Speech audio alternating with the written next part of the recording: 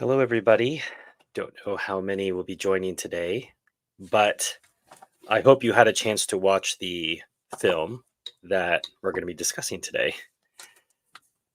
Trying this as an experiment. I don't know if people are as interested in talking about films as they are about books, but we'll try it. Let's try it for a couple streams and see how it goes. So, one of the things that I ended up printing out this morning is this horrible thing, which was cited a lot in the film.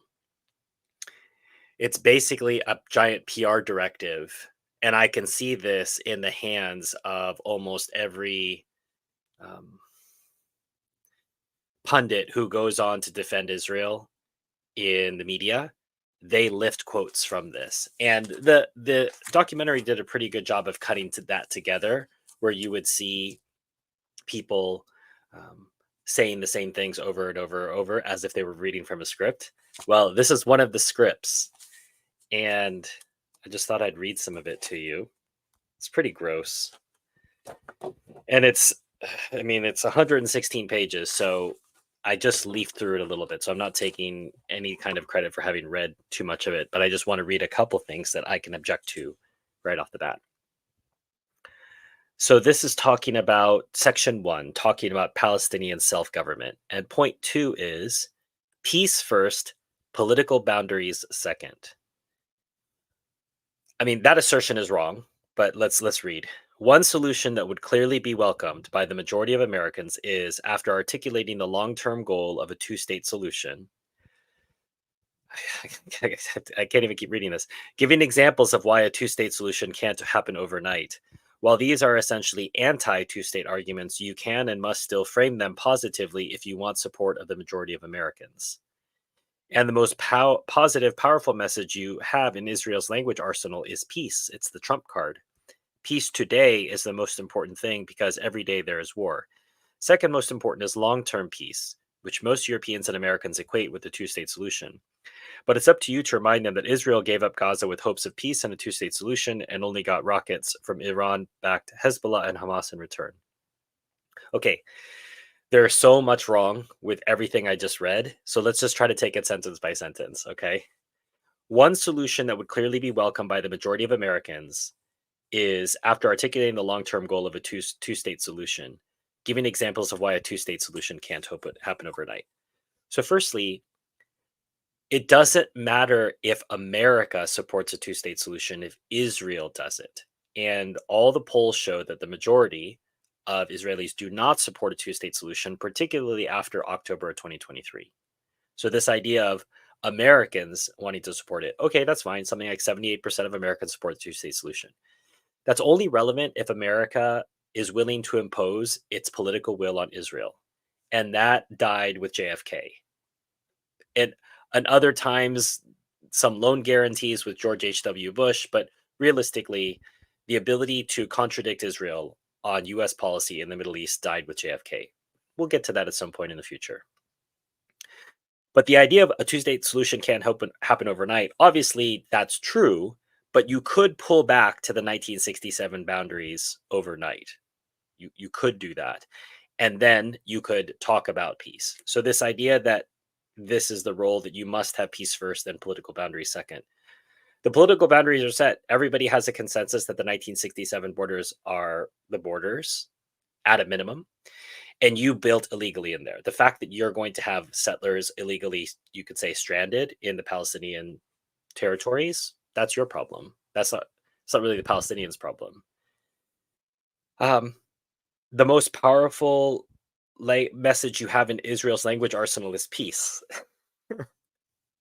Because that's clearly what the Israelis want, right? The Israelis want peace. Peace today is the most important thing. They have been waging a war on the Palestinians since 1917. And as they've gotten power, they've pushed this war more and more and more. I flipped to another section. This was Chapter 4, Isolating Iran-backed Hamas as an Obstacle to Peace. Notice that they don't note that Hamas was kickstarted by Israel, and this is admitted as such, because they wanted to divide the Palestinian resistance. Remind listeners that Iran backed Hamas is an extremist organization, not just in the eyes of Israel, but of free peoples around the world. Especially with the advent of the new administration, this is 2009, so this would have been Obama. Americans in the world are weary of unilateral America will go it alone approaches. They are eager to be on the same team as other democratic nations again. Yeah, right. Hamas gives you the opportunity to make Americans feel like they are going with the international grain for once, not against it. Americans don't really care if they are alone. They think they're better than everyone else. Everyone else just lives in trash, and America has a monopoly on freedom. We're the only country apparently that has freedom. Better still, cite the examples of how Hamas is out of step even with its own people. Americans easily forget that the Arab world is not monolithic. They need to be reminded that Hamas is condemned even by Arab leaders in their own global neighborhood. Better still, that Hamas is condemned by other Palestinian leaders, such as those in Fatah, the opposition. That's not that surprising. This argument also dovetails perfectly with the case you must make about how Israel has, can, and will make peace with moderate Arab leaders. So the idea that people can't disagree. I mean, does everyone in Israel agree with the government? So the idea that Hamas is condemned by Arab leaders in their own global neighborhood, who do those who do those Arab leaders have weapons contracts with? Could it be the United States? Could it be that they're just saying whatever they're told to say? I mean, there's just more. I'll have to read this, but it's going to be tough work to read this thing because it's just a giant propaganda manual. But I think it will be useful, be helpful, probably be a very long review when I get to it, but probably not one that's going to be on the front burner. All right. Not a ton of people here with us, which is fine. It's a Saturday. I understand people are busy. So let's talk about a few things that I liked. And if you want to share things that you liked in the chat, we can talk about that as well. But here are some points that I wrote down about the film that I liked, which is the occupation of the American mind. Should be linked in the description of this stream. I really loved, so firstly, I really loved the newsreel footage that took us back into the past a bit and gave us some sense of how things were. But I also liked the recent that was looked at quickly, and then they spent a lot of the time. And what we were looking at least the one that I linked to, was the 49-minute version of the film. So there's an hour and 24-minute version, which I just noticed in my feed the other day. So probably about half an hour more, but they probably cut it down to fit into film festivals and other places where they wanted it to get to more audiences. Audiences won't necessarily have the patience for something over an hour. That's just the reality of our society now. So the 49-minute clip, the 49-minute version, I think is very tight, well done. I appreciated that it really demonstrates how much the US controls the situation. It was interesting that I watched that documentary in the same week that uh, I heard Professor Mearsheimer articulate his difference with Noam Chomsky on US Israel as to who is leading whom. So Chomsky would assert that it's the US acting through Israel, whereas Mearsheimer would say that Israel is doing what it wants and America simply backs it up. And he says that because there was a time in which US policy differed from that of Israel. That's long gone, but there was such a time. It's now just one-way traffic. But speaking of one-way traffic, I also think it was important to note the idea of who is waking up. So when I think about my own journey, my journey to building Palestine Bookshelf and reading all the books that I've read in the last year, I've never read more books on one particular subject outside of my religion and various topics I've studied within my religion. I've never read this many books on one particular subject, and it all started from you could say waking up, from a visit to Palestine, from talking to Palestinians, from reading books. But I don't often encounter the other narrative. I'm sure it might exist, maybe.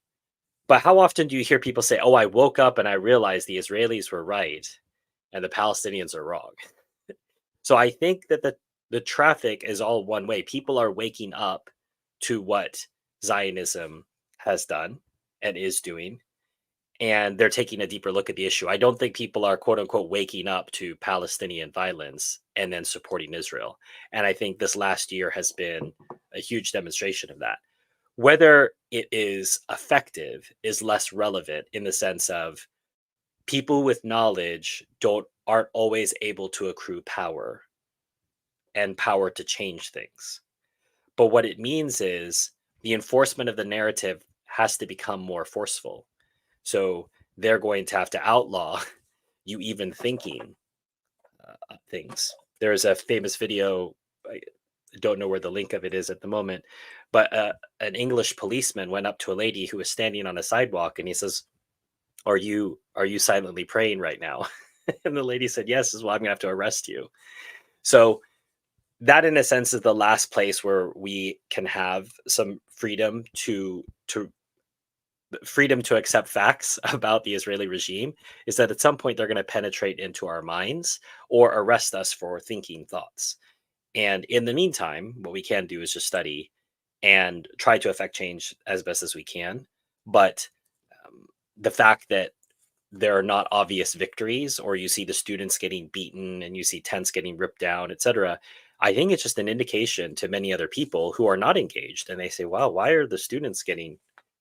is it that protesters can go loot cities, and nothing's done, but students have to be absolutely beaten and arrested and having their tents taken apart, as if, I mean, students in a tent on a quad in a U.S. university is the mildest thing that is going to happen at a university campus. For any of you who, like me, have attended U.S. universities, that is quite mild behavior, camping out in the quad. And that could not be tolerated because the authorities that govern America cannot allow any narrative other than unconditional support of Israel. And this film, I think, really demonstrates that. And that's why I think it's worth watching. That's why I thought it was important for us to talk about it. But as it turns out, either I picked a bad day or a bad time or whatever, because there aren't a lot of people here on the stream, and that's okay. As I said, it was a total experiment. I haven't done film reviews for this channel before, but with the channel launching on the 7th, it's an opportunity to try new things. So can't recommend it enough. Occupation of the American Mind, a short 49-minute documentary featuring people who we've seen before, like Rashid Khalidi, and also people who I haven't seen before, but I'm going to look into their works and see if there are any books that I can potentially review.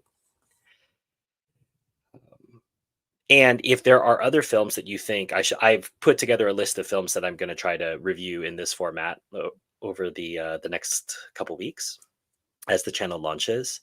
But if you have some that you'd like to nominate, put them in the chat even after this stream is over, and that way I can look into them and suggest them. I wish there were a way that we could watch it together potentially, but I think that usually violates some kind of copyright or laws, and I don't want to do anything illegal. If we can find a director who'd be willing to let us stream it live, I think that would be a great possible event where we could comment on the film, watch it together, and then talk to the director afterwards. But that's potentially a long way off. All right. Well, if there are no further comments, I will end the stream for today. Thank you for taking the time to come and join me as I talked about a few things. And if you'd like to see more of this in the future, just as I say, comment, make suggestions, let me know. Otherwise, I look forward to launching the channel in 2 days. And thank you for your support, and onward and upward.